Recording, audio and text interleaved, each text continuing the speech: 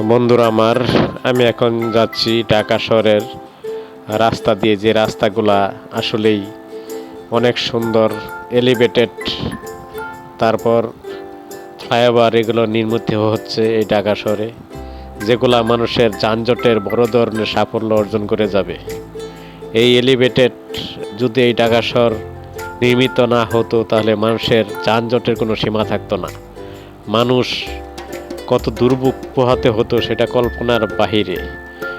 কারণ এই ঘনবসতি ঢাকা শহর, মানুষের সমাগম অনেক বেশি, যেখানে অতিরিক্ত গাড়ি এবং অতিরিক্ত মানুষ দুটোটাই মিলে ঢাকা শহর চলাটা একটি কঠিন ব্যাপার হয়ে গেছে। এমনকি ঢাকা শহর থেকে বের হতে রাস্তায় প্রচুর পরিমাণ যানজট লেগে যায়, যে যানজট ছাড়তে গেলে অনেক সময় ব্যয় হয়। সেই যানজট নিরসনে এই ফ্লাইওভার, এই এলিভেটেড বড় ধরনের ভূমিকা পালন করে যাবে এই ঢাকা শহরে, যেখানে দেখা যাচ্ছে কাজগুলা নির্মিত পুরোপুরি হয় নাই, তাই রাস্তাগুলা অনেক সুন্দর। আর গাড়িগুলা দেখতে পাচ্ছে নির্বিঘ্নে যার যার গন্তব্যে পৌঁছে যাচ্ছে, কোনো বাধা বিঘ্ন ছাড়াই, যেখানে মানুষের অনেকটা দুর্ভোগ পোহাইছে এলিভেটেড কিংবা এই ফ্লাইওভারের কারণে। এই ফ্লাইওভার এলিভেটেড পুরোপুরি যে সময় নির্মিত হয়ে যাবে, সে সময় এই ঢাকা শহরে মানুষ আরও সুবিধা ভোগ করতে পারবে। আর মানুষ অল্প সময়েই যার যার গন্তব্যে পৌঁছে যেতে পারবে, মানুষের সীমাহীন কষ্ট থেকে অনেকটা মুক্তি পাবে। সেই কারণে এই ঢাকা শহরের বড় বড় প্রকল্প যেগুলো হাতে নিয়েছে সরকার, এই এলিভেটেড এবং এই ফ্লাইওভার, এই কাজগুলা 5 থেকে 7 বছর 8 বছরের ভিতরে পুরোপুরি শেষ হবার কথা। যদি শেষ হয়ে যায় তখন এই ঢাকা শহরের মানুষ নির্বিঘ্নে যার যার জায়গায় পৌঁছে যেতে পারবে। আর রাস্তাগুলোও অনেক উন্নত দেখা যাবে, বাইরের দেশের মতো, বিদেশি দেশের মতোই আমাদের দেশও কিছুটা তুলনা করা যাবে এই রাস্তাগুলা।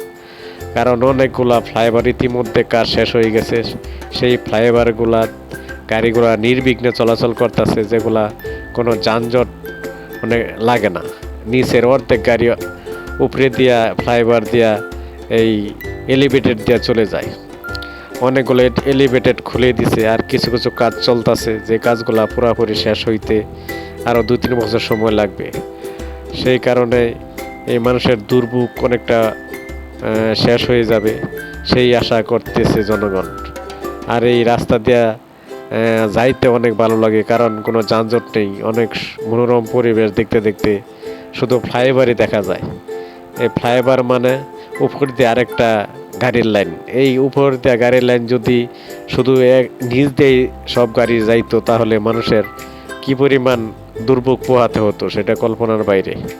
সেই কারণেই এই এলিভেটেড একদম নির্বিঘ্নে যাবার একটা রাস্তা, কারণ এইটা সবচেয়ে যাইতে কোনো যানজট লাগে না, মানুষ একদম কোনো ক্লান্ত ছাড়াই যার যার জায়গায় পৌঁছা যায়, আর মানুষ কোনো কষ্ট পোহাতে হয় না। সেই জন্য ঢাকা শহরের এই এলিভেটেড খুবই একটা জরুরি মানুষের জন্য হয়ে গেছে। অনেকগুলা কাজ ইতিমধ্যে শেষ হবার কথা, আর কিছু কিছু কাজ অনেকটা বাকি রয়েছে। পুরাপুরি ঢাকা শহরটা এলিভেটেড কিংবা ফ্লাইওভার দিয়ে তারা আরেকটা উপর দিয়ে যে রাস্তার লাইনটা করা যায়, সেই পদক্ষেপ নিয়ে সরকার কাজ করছে। সেই ধারাবাহিকতায় আরও বড় বড় প্রকল্প ঢাকা শহর কেমনে যানজট কমানো যায়, কেমনে এই ঢাকা শহরের পরিবেশ আরও সুন্দর করা যায়, সেই লক্ষ্যেই সরকার কাজ করে যাচ্ছে। এইটা যদি হয়ে যায়, আসলে ঢাকা শহরে অনেক ঘনবসতি, অনেক লোকের সমাগম, সেই সমাগম রাস্তা দিয়ে যেতে হলে মানুষের যানজট যদি লেগে যায় তাহলে তাদের কর্মঘণ্টা অনেকটা ক্ষয়ক্ষতি হয়, যেখানে মানুষ কষ্ট করতে হয় এবং কাজেরও লস হয়। সেই কাজের লস এবং কষ্ট থেকে দুর্ভোগের জন্য সরকার সব ধরনের পদক্ষেপ নেওয়া উচিত, যাতে জনগণ এই দুরবস্থা থেকে মুক্তি পায়।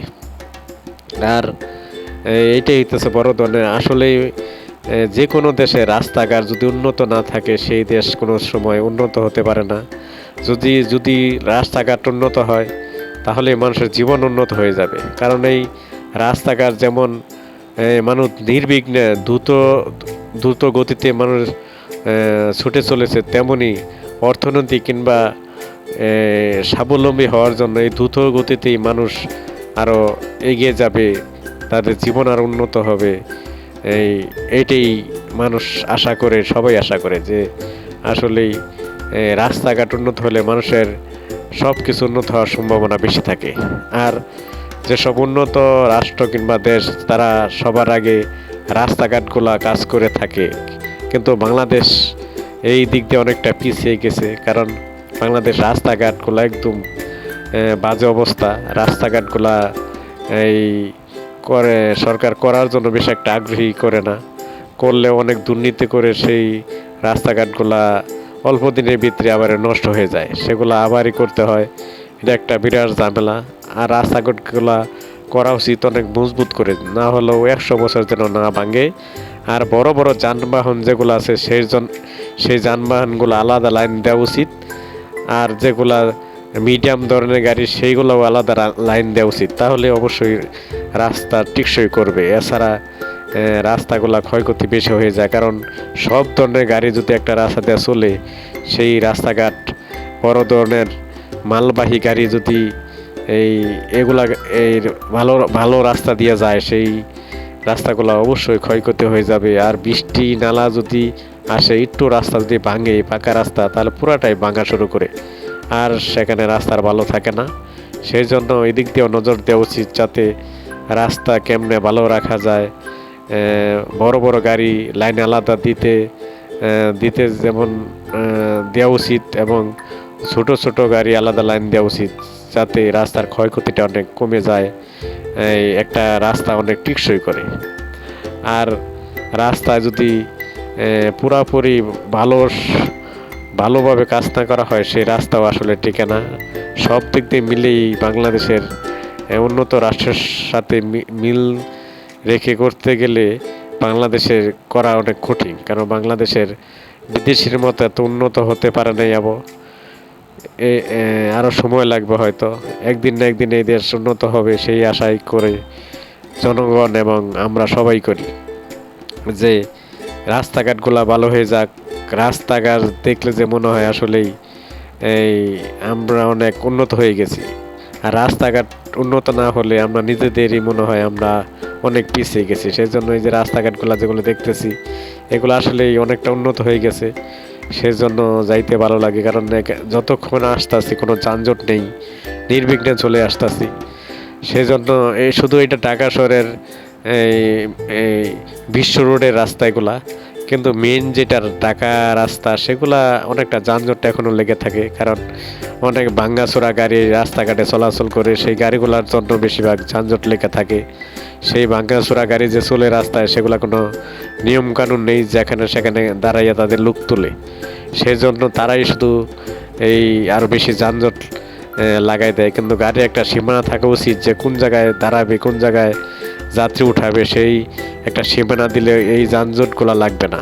এই নিয়মকানুন এখন পর্যন্ত বাংলাদেশ সরকার করতে পারে নাই, কিংবা ট্রাফিক পুলিশ তারাও করতে পারে নাই। সেই দিকে নজর দেওয়া উচিত।